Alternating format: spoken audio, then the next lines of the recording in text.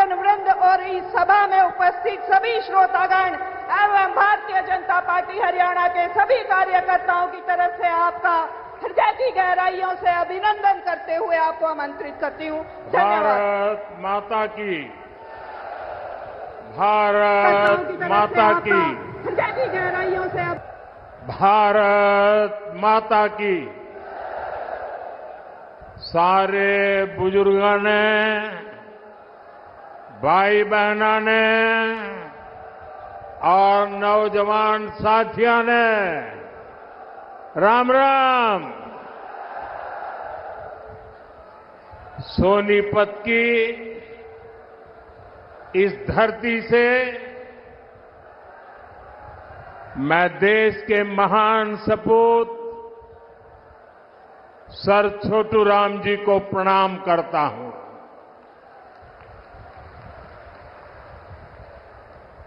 Sir Chhotu Ram ji का जीवन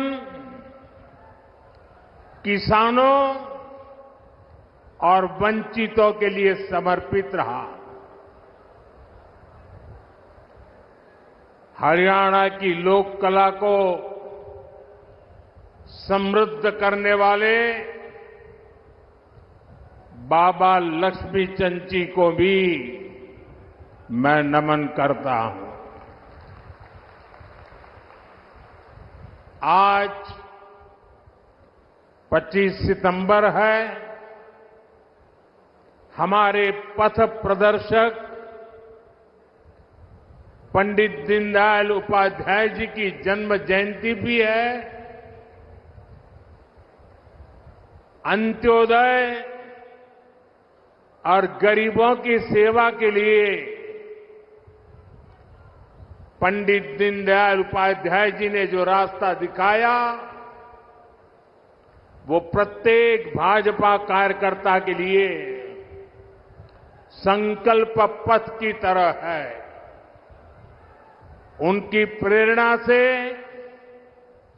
भाजपा भारत को विकास की नई ऊंचाई पर ले जा रही है, गरीबों का उत्थान कर रही है।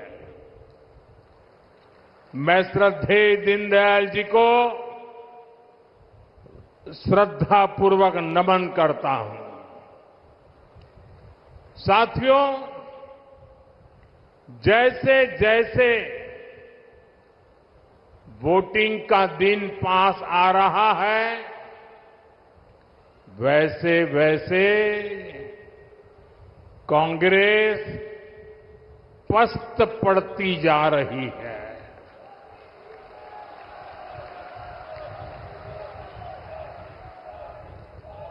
हरियाणा में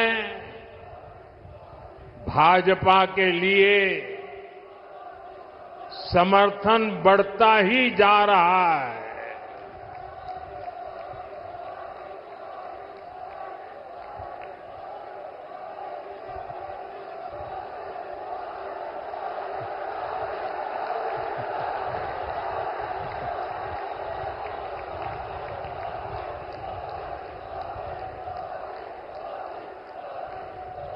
आपका ये प्यार, ये अपनापन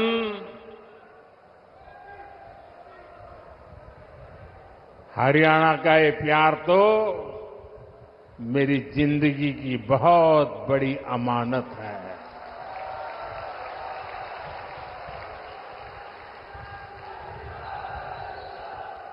मैं बड़े गर्व के साथ कहता हूं, मैं जो कुछ भी हूं उसमें हरियाणा का भी बहुत बड़ा योगदान है।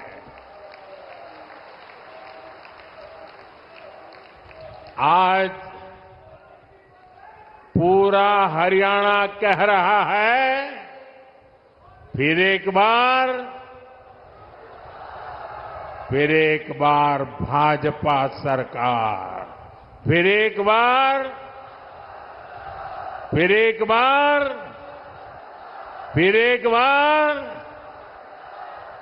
साथियों, आज जम्मू कश्मीर में दूसरे चरण का मतदान भी हो रहा है। ये मतदान शांतिपूर्ण तरीके से चल रहा है। लोग सुबह से ही वोट डालने के लिए कतारों में लग गए हैं। पहले चरण में जिस तरह जम्मू कश्मीर में वोटिंग का रिकॉर्ड टूटा, वो भी दुनिया ने देखा है।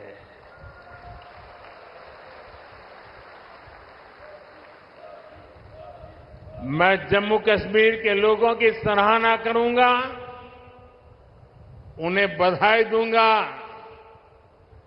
कि वो लोकतंत्र के इस पर्व में उतने उत्साह से हिस्सा ले रहे हैं।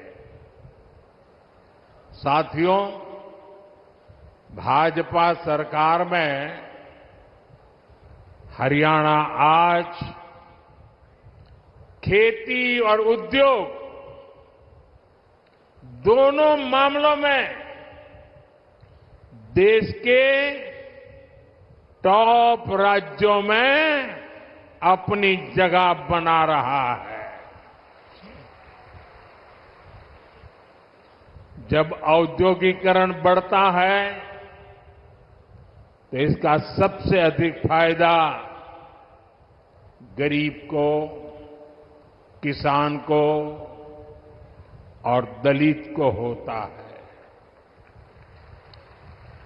बाबा साहब आम्बेडकर, जिन्होंने बाबा साहब आम्बेडकर को पढ़ा होगा, न पढ़ा हो तो पढ़ ले। बाबा साहब आम्बेडकर मानते थे कि दलितों के सशक्तिकरण में उद्योगों की बड़ी भूमिका होती है। वो देखते थे कि गरीब के पास, दलितों के पास, वंचितों के पास पर्याप्त जमीन नहीं होती। वो जानते थे बहुत से गरीब साथी भूमिहीन होते थे, खेत मजदूरी में अपनी जिंदगी काटते थे। इसलिए बाबा साहब कहते थे कि जब फैक्ट्रियां लगती है तो दलितों, वंचितों को अवसर मिलता है। इसलिए बाबा साहब दलितों से टेक्निकल स्किल सीखने के लिए कहते थे। भाजपा की नीति निर्णयों में, भाजपा के विचारों में आपको बाबा साहब की यही सोच दिखाई देगी। दलित और वंचित समाज को उद्योगों में अवसर देकर ही सच्चा सशक्तिकरण संभव है। साथियों, आज हमारे भारत में एक और चुनौती है जिस पर सिर्फ और सिर्फ भाजपा ही बात करती है। हमारे देश में खेत का साइज भी लगातार कम हो रहा है। जैसे जैसे परिवार बढ़ता है,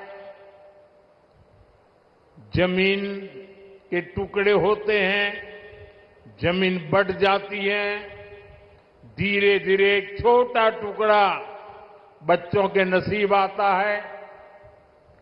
आबादी बढ़ रही है, लेकिन खेत छोटा हो रहा है। ऐसे में खेती से जुड़े सभी अर्थशास्त्री भी मानते हैं कि गांव में खेती के साथ साथ कमाई के दूसरे जरिए भी होने चाहिए।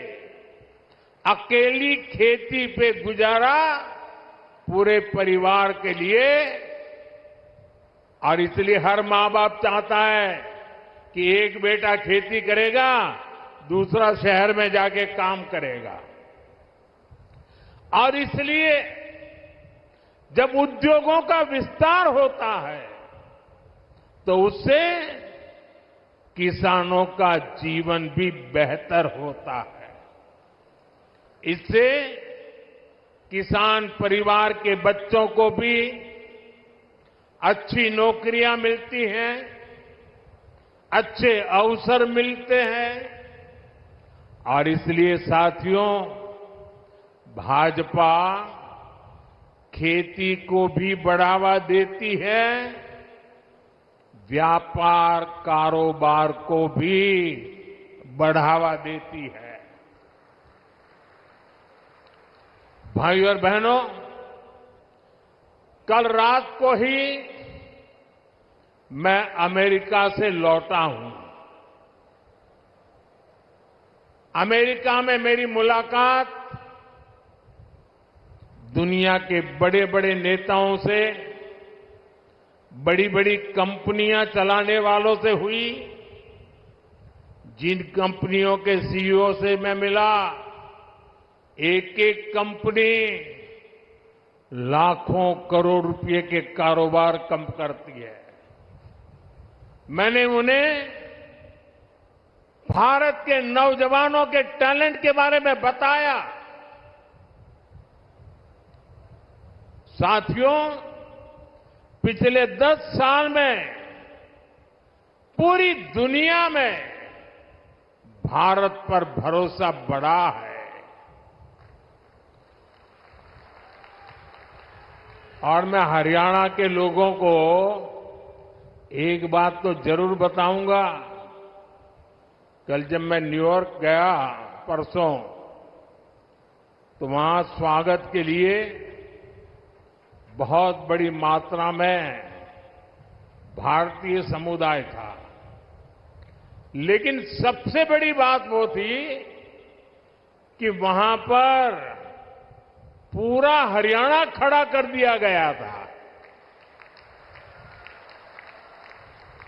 अमेरिका में पली बड़ी हमारी हरियाणा की बेटी और उसके साथ और 5-7 बहनें, हरियाणा के हमारे साथी, उन्होंने हरियाणा का जो अभी नृत्य आप यहां देख रहे थे ना, वैसा नृत्य न्यूयॉर्क में करके स्वागत कर रहे थे।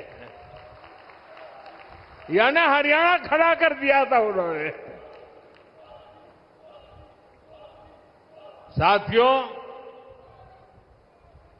आज एक बात का विश्वास हुआ है कि अब भारत करप्शन, परिवारवाद से मुक्त होकर तरक्की कर रहा है। दुनिया को लगता है कि आने वाले समय में कोई देश सबसे तेज आगे बढ़ेगा तो वो देश है भारत।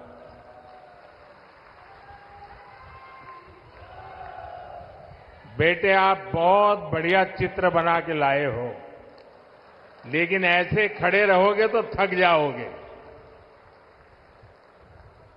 आप मेरे लिए लाए हैं।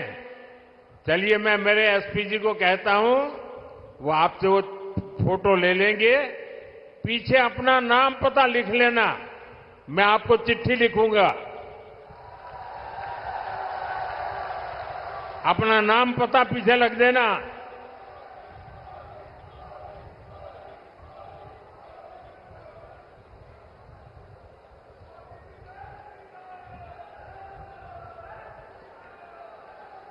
इतना बढ़िया चित्र बनाया है इस बेटे ने।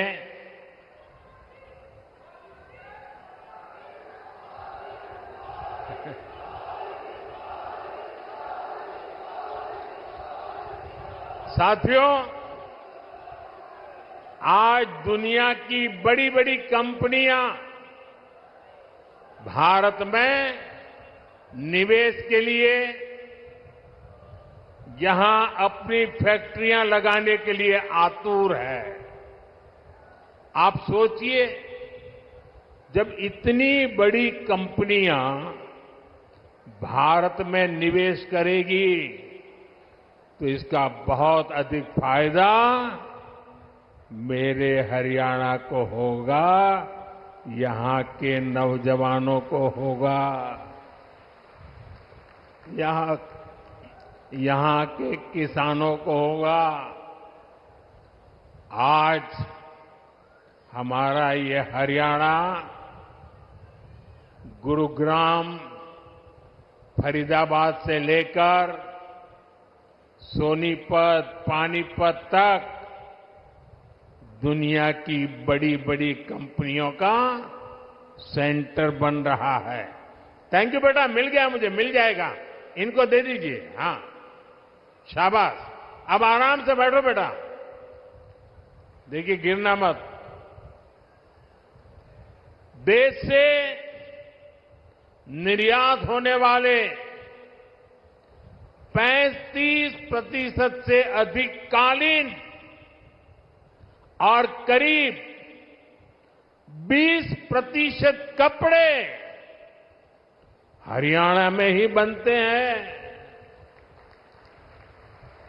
यहां खड़खौदा में देखिए, भाजपा औद्योगिक शहर बना रही है। कोशिश यही है कि यहां के हमारे नौजवानों को ज्यादा से ज्यादा नौकरियां मिले, रोजगार मिले। हरियाणा भाजपा ने घोषणा की है कि ऐसे अनेक औद्योगिक शहर राज्य के अलग अलग हिस्सों में बनाए जाएंगे। अभी मारुति का कारखाना लगना भी यहां तय हो गया है। आने वाले समय में ऐसे कई बड़े बड़े कारखाने यहां लगने वाले हैं। साथियों, मेक इन इंडिया के 10 सालों ने भी इसमें बड़ी भूमिका निभाई है। हम मोबाइल फोन से लेकर लड़ाकू विमान और विमान वाहक पोत तक अब भारत में बना रहे हैं। बीते 3 साल में ही मैन्युफैक्चरिंग से जुड़े सेक्टर में लाखों नए रोजगार बने हैं। आज भारत में बनी चीजें हम उन देशों को भी बेच रहे हैं जहां से पहले हम मंगाया करते थे। अब आप देखिए, भारत में बनी सुजुकी गाड़ियां, मूलतः वो कंपनी जापान की है। सुजुकी कंपनी गाड़ी अब यहां बनाती है और जापान वाले भारत से वो गाड़ी मंगवा करते खरीदते हैं। और ये कमाल कहां होता है मालूम है? ये कमाल कहां होता है मालूम है? ये कमाल मेरी हरियाणा की धरती से होता है। हरियाणा की धरती से बने उत्पाद आज दुनिया के बाजारों में पहुंच रहे हैं। यही है नए भारत की ताकत। साथियों, अब जब दुनिया भर से लोग भारत में फैक्ट्री लगाना चाहते हैं, नई कंपनियां खोलने आना चाहते हैं, तो आप खुद सोचिए, हरियाणा में यहां कैसी सरकार होनी चाहिए। हरियाणा में उद्योगों को बढ़ावा देने वाली भाजपा सरकार जरूरी है। हरियाणा में नौकरियों को बढ़ावा देने वाली भाजपा सरकार जरूरी है, क्योंकि आप भी जानते हैं, जहां भी केंद्र सरकार आई और कांग्रेस को मौका मिला,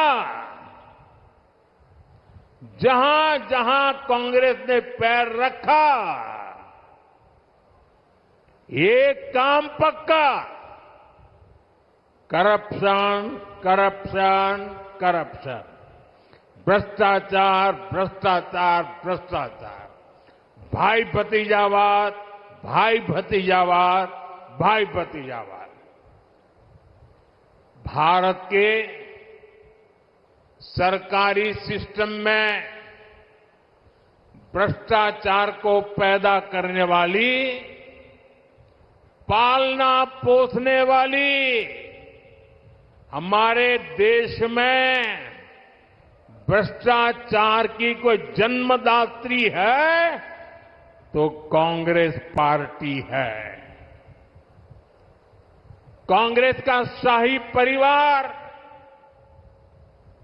देश का सबसे भ्रष्ट परिवार है,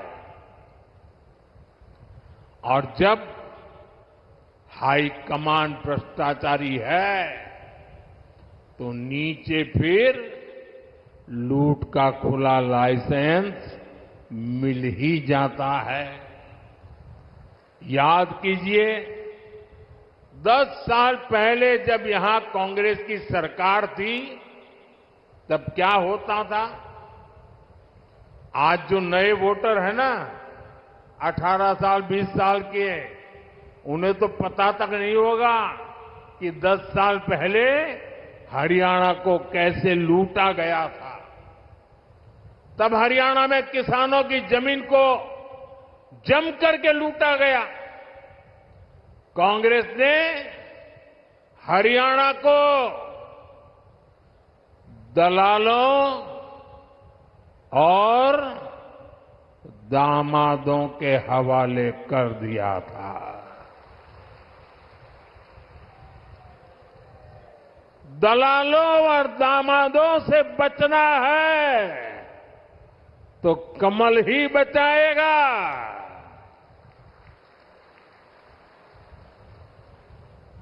किस किस कांग्रेस नेता पर आरोप लगे हैं, ये आप अच्छे से जानते हैं। हरियाणा में एक भी नौकरी ऐसी नहीं थी, ये 10 साल पहले की कथा है, एक भी नौकरी ऐसी नहीं थी जिसमें खर्ची और पर्ची न चलती हो। सरकारी ठेकों में जमकर भ्रष्टाचार होता था। हरियाणा को लूट कर खाने वाली ऐसी करप्ट कांग्रेस को हरियाणा की सरकार से मीलों मीलों दूर रखना है, तब जाके हरियाणा बचेगा।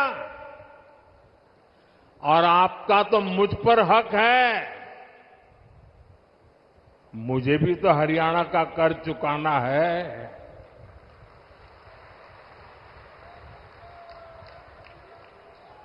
और मुझे खुशी है कि हरियाणा के लोग इतने समझदार हैं कि वो राज्य और केंद्र की ताकत क्या होती है, ये जितना हरियाणा के लोग समझते हैं ना, हिंदुस्तान में और कोई उतना नहीं समझता है जितना हरियाणा वाले समझते हैं। और इसलिए हरियाणा हमेशा राज्य में वही सरकार बनाता है जिसकी दिल्ली में सरकार होती है।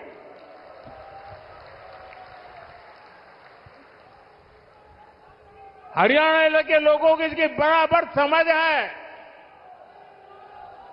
साथियों, जैसी स्थिति यहां कांग्रेस ने उस समय बनाई थी, आज कर्नाटका में उनकी सरकार है।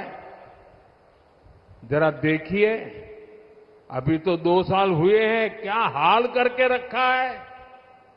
वहां कांग्रेस के मुख्यमंत्री उन पर जमीन घोटाले के आरोप लगे हैं।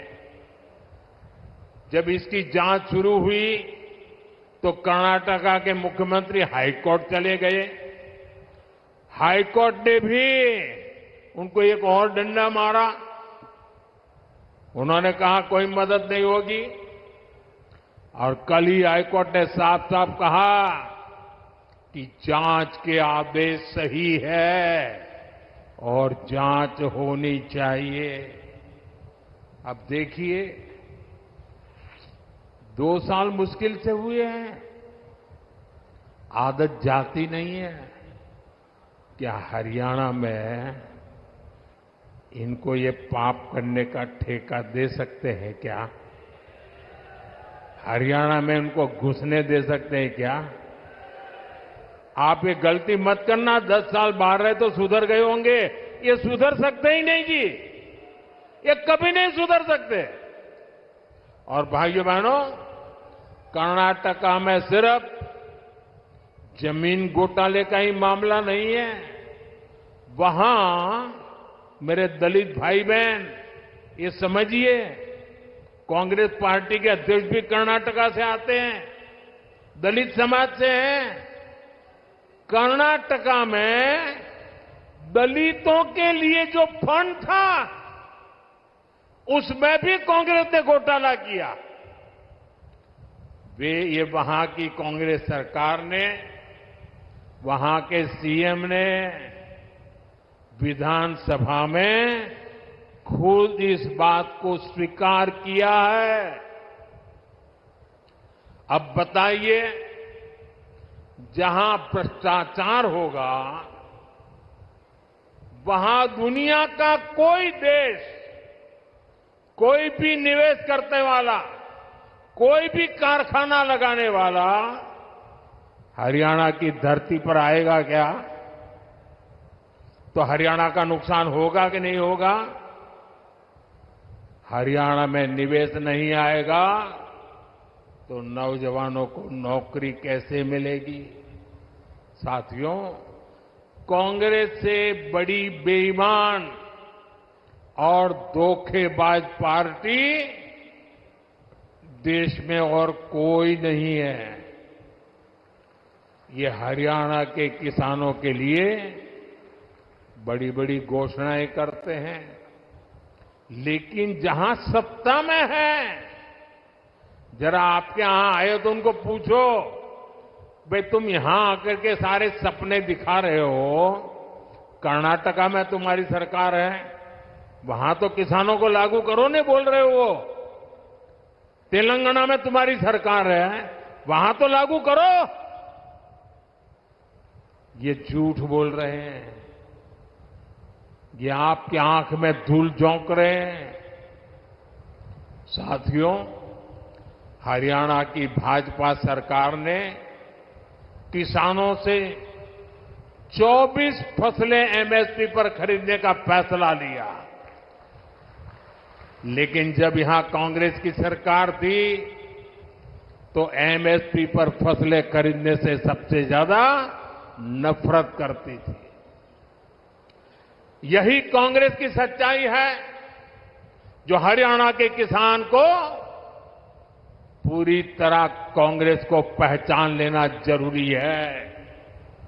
साथियों, भाजपा सरकार निरंतर किसान हक में बड़े फैसले ले रही है। अपनी तीसरी पारी के पहले 100 दिनों में ही हमारी सरकार ने किसानों के लिए अनेक बड़े फैसले लिए हैं।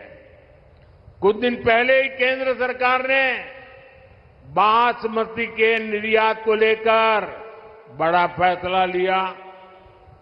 अभी तक बासमती के एक्सपोर्ट के लिए न्यूनतम मूल्य तय था, उस सीमा से नीचे निर्यात संभव नहीं था। इससे भारत के बजाय दूसरे देशों से लोग इंपोर्ट करते थे। अब हमने किसानों की भलाई के लिए ये सीमा भी हटा दी है और इससे ज्यादा बासमती एक्सपोर्ट हो पाएगा। इसका सीधा फायदा धान किसानों को होगा, उन्हें और ज्यादा पैसा मिलेगा। साथियों, हमने भारत के तिलहन किसानों के लिए भी बड़ा फैसला लिया है। विदेश से आयात होने वाले तेल पर हमने टैक्स बढ़ा दिया है। कोशिश यही है कि भारत के किसानों के तिलहन की ज्यादा से ज्यादा खरीद हो और तिलहन की खेती करने वाले किसानों को ज्यादा से ज्यादा उसका लाभ हो। तिलहन किसानों को भी इसका लाभ होगा। अब जैसे सूरजमुखी के आयात पर पहले टैक्स नहीं था, अब 20% टैक्स लगाया गया है। इससे हरियाणा के सूरजमुखी की पैदावार से जुड़े हमारे जो किसान भाई बहन हैं, उनको बेहतर दाम मिलेंगे। भाजपा ये सब इसलिए कर रही है ताकि हमारे किसान ज्यादा से ज्यादा तिलहन उगाएं और पैसे कमाएं। और भाजपा कांग्रेस की तरह कोरी घोषणाएं नहीं कर रही है, बल्कि जमीन पर बारीक से बारीक काम कर रही है। तभी हरियाणा के किसानों को भाजपा पर भरोसा होता है। साथियों, हरियाणा के किसान हो या युवा, उनका भविष्य भाजपा सरकार में ही सुरक्षित है। बीते 10 साल में हरियाणा में भाजपा की सरकार है। हमारी सरकार पर, हमारे मुख्यमंत्री पर भ्रष्टाचार के कोई आरोप नहीं लगे। यहां भाजपा सरकार ने सरकारी नौकरियों में खर्ची और पर्ची को बंद किया। 8 अक्टूबर के बाद भाजपा की नई सरकार एक बार फिर नौजवानों के लिए हजारों नए अवसर बनाएगी। यहां युवाओं को बहुत बड़ी संख्या में नए रोजगार मिलेंगे।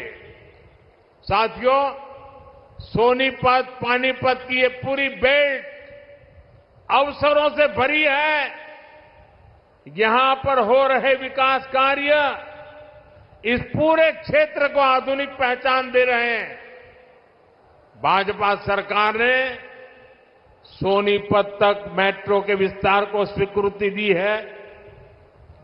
आज जिस तरह इस क्षेत्र में भाजपा ने नए हाईवे बनवाए हैं, उस मामले में तो एक क्षेत्र सबसे कनेक्टेड इलाकों में से एक बन रहा है। साथियों, हरियाणा भारत की मेडल फैक्ट्री भी है। हाल में ओलंपिक्स और पैरालंपिक्स में भारत के शानदार प्रदर्शन में हरियाणा के खिलाड़ियों की बड़ी भूमिका रही है। अब भारत में हम 2036 में, 2036 में ओलंपिक कराने के लिए प्रयास कर रहे हैं। इसका फायदा हरियाणा के नौजवानों को होगा। यहां स्पोर्ट्स का नया इंफ्रास्ट्रक्चर बनेगा। गांव-गांव में नए खिलाड़ियों को अवसर मिलेगा। आप देखिए, देश की तीसरी स्पोर्ट्स यूनिवर्सिटी यहां भाजपा ने ही सोनीपत में बनवाई है। अब हरियाणा भाजपा ने घोषणा की है, हर जिले में अलग अलग ओलंपिक खेलों की नर्सरी बनाएंगे। हरियाणा की बेटियां, हरियाणा के बेटे दुनिया भर में जाकर मेडल लाए, उसमें भाजपा हर तरह से उनकी मदद कर रही है।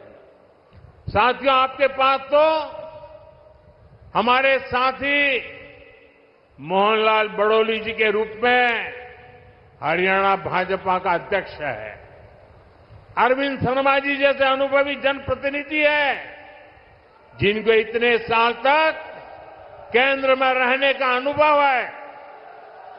इनके रहते यहां के विकास की गति और तेज होना तय है।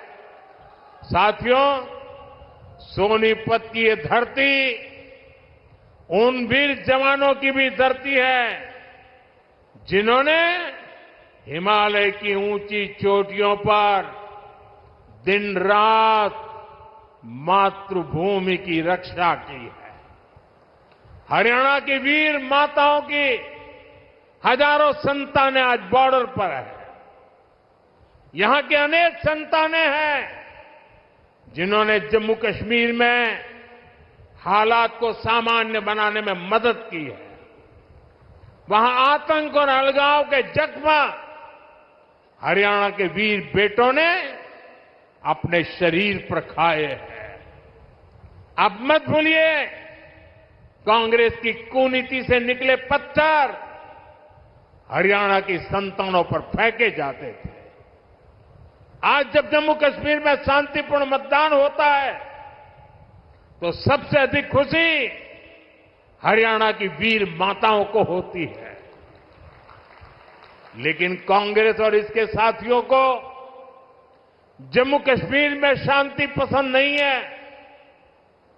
कांग्रेस जम्मू कश्मीर में फिर से धारा 370, आर्टिकल 370 वापस लाना चाहती है।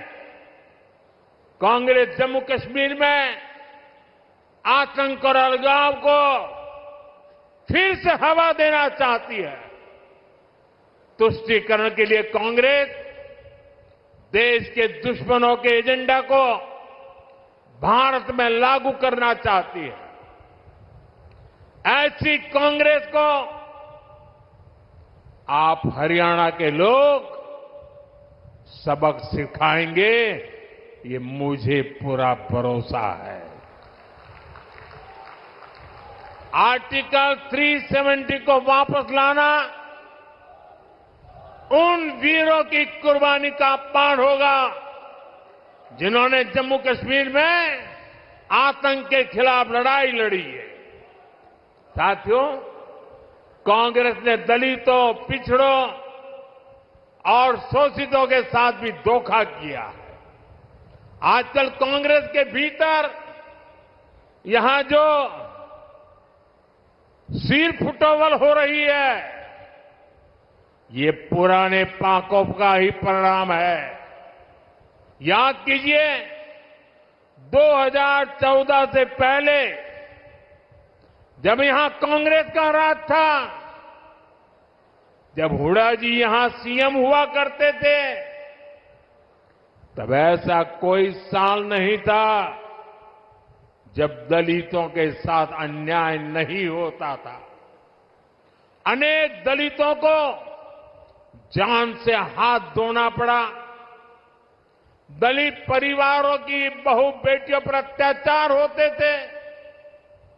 हर कोई जानता था कि दलितों के खिलाफ इस घिनौने खेल को कांग्रेस ही खाद पानी देती है। और जो भी कांग्रेस की दलित विरोधी हरकत के खिलाफ बोलता है, कांग्रेस उसके खिलाफ साजिशें करने लगती है।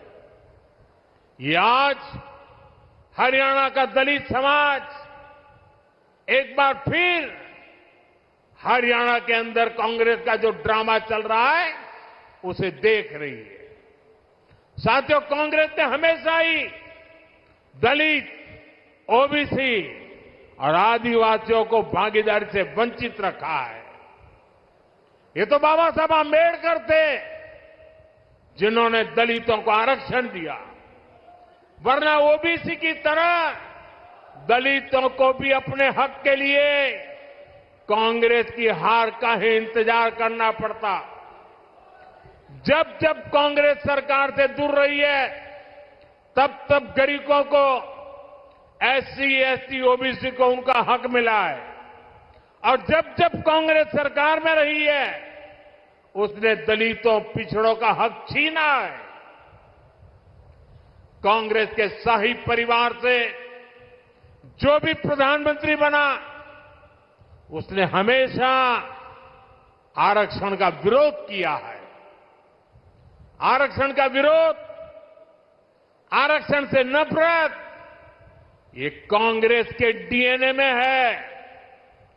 इसलिए आज भी हम देखते हैं कांग्रेस के शाही खानदान की चौथी पीढ़ी भी आरक्षण को हटाने की बात कर रही है। आपको कांग्रेस की आरक्षण विरोधी चालों से सावधान रहना है। साथियों, बीजेपी ने दलित, ओबीसी और आदिवासियों को सही मायने में भागीदारी दी है। वंचित और पिछड़े समाज के हर व्यक्ति को भाजपा ने हमेशा आगे बढ़ाया। यहां हरियाणा में देखिए, हमारे नायब सिंह सैनी जी को भाजपा ने सीएम बनाया। इतने कम समय में ही इन्होंने पूरे हरियाणा के लोगों के दिल में जगह बनाई है। आज यहां लोग कहते हैं कि यो नायब सैनी एक किसान मजदूर का बेटा है, इसके किवाड़ लोगा ताई 24 घंटे खुले रवे से। भाइयों और बहनों, कांग्रेस की सरकारों की एक और पहचान है, कांग्रेस सरकार अस्थिरता के लिए भी जानी जाती है। बीते कुछ सालों में ही जहां जहां इनकी सरकारें बनी, वहां यही दिखने को मिला है। कांग्रेस शासित हर राज्य में उनके मुख्यमंत्री और मंत्री झगड़ों में उलझे हुए हैं। उनको जनता की तकलीफ, उनके दुख दर्द से कोई लेना देना नहीं है। कर्नाटक में उनके सीएम और डिप्टी सीएम आपसी लड़ाई में बिजी हैं। तेलंगाना, हिमाचल प्रदेश, वहां भी यही कहानी है। राजस्थान और छत्तीसगढ़ में भी जब उनकी सरकारें थी, पूरा 5 साल नंबर 1, नंबर 2 एक दूसरे की टांग खींचने में लगे रहे। इसलिए हरियाणा को भी बहुत सावधान रहना है। गलती से भी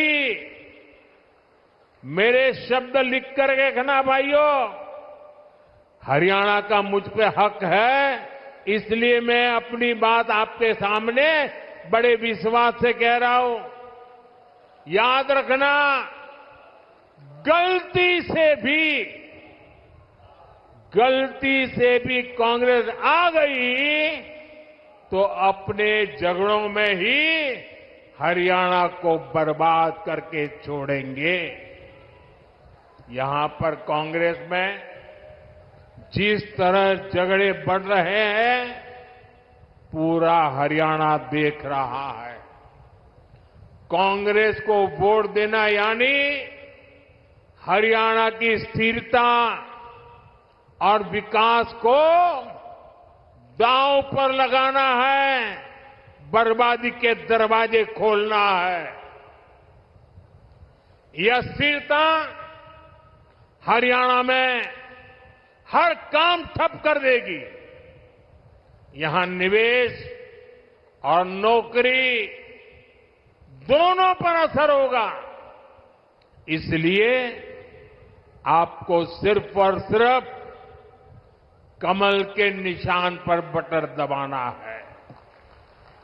साथियों, इस भूमि ने भगत फूल सिंह जैसे महापुरुष देश को दिए हैं, जिन्होंने तब बेटियों की शिक्षा को अपना मिशन बनाया जब बेटियों को पढ़ाना असंभव था। ये मेरा सौभाग्य है कि 2015 में पानीपत से ही मुझे बेटी बचाओ बेटी पढ़ाओ अभियान का शुभारंभ करने का अवसर मिला। कांग्रेस ने 60 साल देश पर राज किया, लेकिन उसे कभी देश की बेटियों की चिंता नहीं हुई। अगर कांग्रेस को चिंता होती तो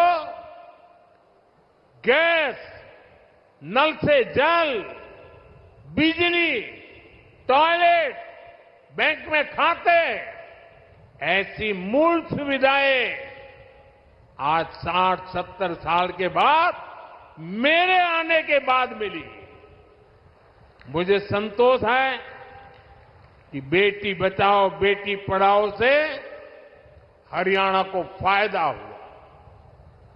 10 साल पहले हरियाणा में 1000 बेटों पर सिर्फ 866 बेटियां थी। आज ये संख्या बढ़कर 914 हो चुकी है।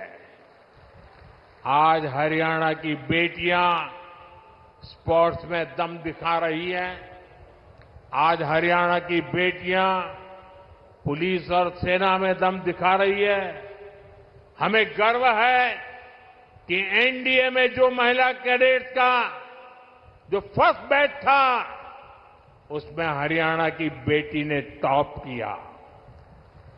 साथियों, हरियाणा भाजपा नारी शक्ति को और सशक्त करने के लिए आगे बढ़कर काम कर रही है। हरियाणा भाजपा ने लाड़ो लक्ष्मी योजना के तहत हर महीने 2100 रुपये देने का वायदा किया है।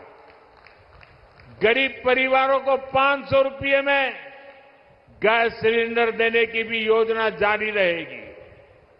हरियाणा भाजपा ने 5 लाख लखपति दीदी बनाने और हर गांव में ड्रोन पायलट दीदी बनाने की भी घोषणा की है। साथियों, भाजपा का संकल्प ये पक्की गारंटी होता है। भाजपा जो कहती है वो करके दिखाती है। हरियाणा में भी हर वायदे तेजी से जमीन पर उतर के रहेंगे, आपके घर तक पहुंचेंगे। इसलिए 5 अक्टूबर को हमारे इन सभी उम्मीदवारों को भारी मतों से विजयी बनाना है। लगातार तीसरी बार हरियाणा में कमल खिलाना है।